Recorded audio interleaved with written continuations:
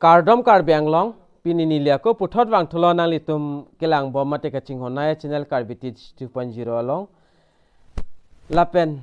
nilimen lake kaduka weta chinipo tahailo nilimen lake avinasteron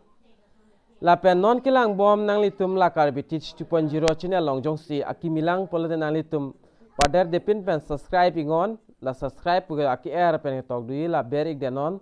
lapen la adung head belar jan ta dui dakan nang litum ber ponon berdet pen hola all puga tok dui la sodim naku bertu deno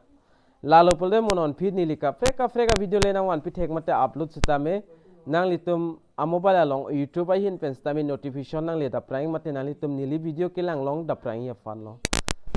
lapen ya video puthak bang nang litum han Voreng Awarsai mate Voreng Abdirtas nang wan pi to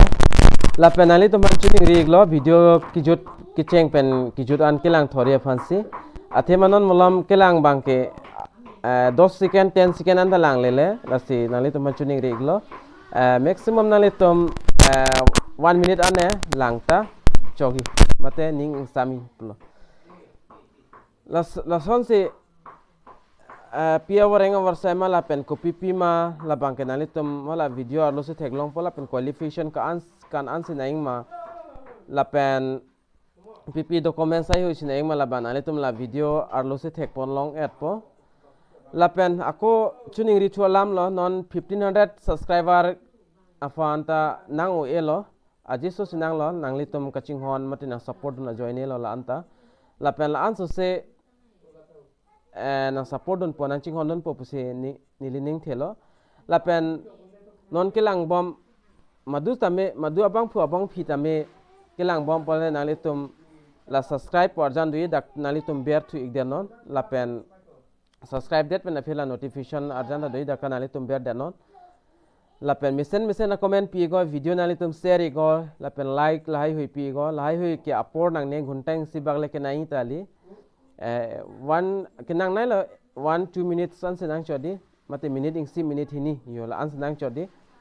lapen 1500 le lo pole noning phoi bangta giveaway ni li bi pontu po mate pangcheng pontu po 1500 complete lo polote lapen aprang pen non asap so poprek chedi phansini li bor ipo giveaway bangke lapen kenali tum ka anma video ke share lai bang anili aprang ateng no check dam thupo la son thak si kadok ave fanda tuning rilo la son thak nali tum support non matin cherap non nilita nali tum hanan cherap ikpo lapen nali tum ing sini important a video long ta haila Karbitich 2.0 channel along mate YouTube channel along nali tum hola nili video ke upload ke cheng pen daso pinia video anali tum batang si dam pen lang dam igon nang litum kinang sot a video ta long lok ka thek non le nang ne detta muning si bangke nali tum nang ta thek daso hola su nali tum nang lo polte o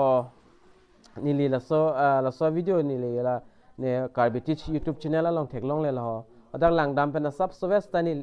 dak try ikpo pura nang litum matha ta hai mene la sinali tum batang si dam pen lang dam igon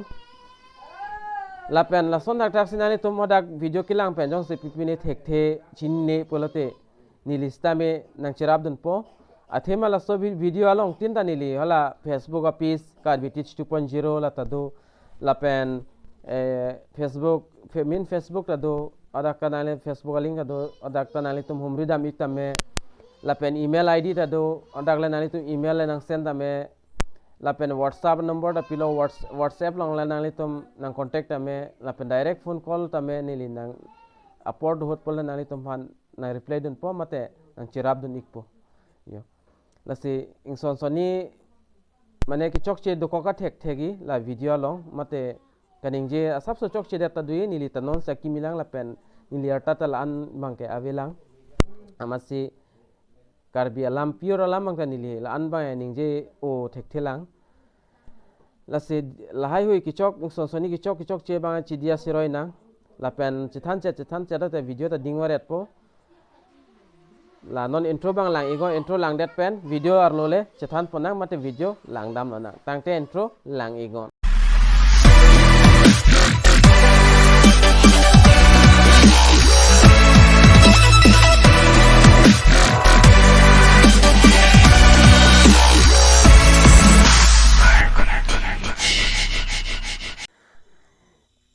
lapen non nili dak thihek mestame nali tum hanang pachini ikpo mate nang than pon ikpo lapen nali tum ta kicheng pen kijut anang lang non la lo bolte nali tum ing si ni bang details bang dak chini ikpo mate theklong ikpo aprang sin nali tum dak la job amen ba nali tum dak lang pon ik no pore pon ik no agriculture requirement 2022 lo lapen number 1 bang ke nali tum dak theklong agri business development executive aswadim nali tum post bang theklong number of post bang dak 9 do la 9 ando la pen age limit pulote arta bang lang damlo pulote dak 40 more than 40 years anaiyo la pen qualification bangke kacharle hin bangke postgraduate in agri business la pen finance commercer no la pen sondak du olang banking hai hui long ki untang tum abang phu mate abang phitum nai lapen lason thak thak se dak du ulang lahai hui nalitum ki untang abang phu mate abang phitum ni lapen dak number 2 long bang langdam lonang miss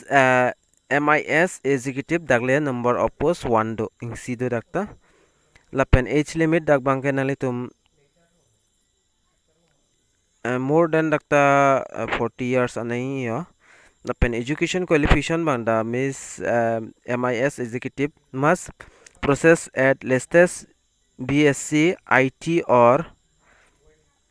lapen com SC mate BTech computer science bachelor of computer application BCA lapen 3 years diploma in computer science or closely related field lai hui ki untang abang phu mate abang phitum nei lapen number 3 long langdam lonang project management executive dak number of post 1 do lapen candidate age limit bang the candidate shall not be more than 45 years ya lason sidak tok lo lapen education bang MBA in agri business lapen finance the master in commerce lapen rural development lapen entrepreneurship lason ki untang mate aki abang phu abang phitum nang po jera suppose lomba lapen suppose lang bang language bang English Assamese la bang ki thek taneng lapen question se apply ma pol naletum interested madule interested stame madule ninghang stame naletum na so gmail dak theklong yo assam assam aif lapen gmail.com jolo sodim sinaletum humri ignang po na sodim na interested and eligibility candidates who fulfill the criteria may apply online through email pen se apply nang po la so email long sinali tum documents la pen address ai histame nali tum dak pen se send ik nang po yo al pen before nali tum 4:30 por 4 July an last date lo la pen dak website mate important nali tum dak thek po nang po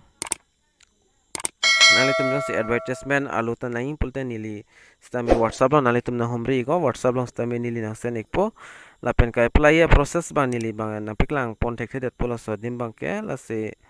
ning hang tum nali tum apply dun igon lapen video to nali tum ka an ma share no la so video bang lapen ning hang tum dui la tum pa apply dun nang lapen la sonsona video kilang long ba mi afanali tum la karbitich 2.0 channel bange subscribe igon lapen adu head bell arjan tu dui dakanali tum paching on double the bear pon tu ik de no la lo pulte monon pinni le kapre ka video le upload sitame nang le tum a mobile long notification long da prime maten nang le da prime fan long lapen la son thak si nili ako kai keta update nang le tum hanang pi woi pum na 1p igwer po la hello pinya video bang ke thi hack pen si nang than pon iglo nang li tum hanang mate nang pachini pon iglo la sining ke hang abang phitum nang li tum te bok terais ta me du ta hi mine la an ke charli mate ki untang abang phitum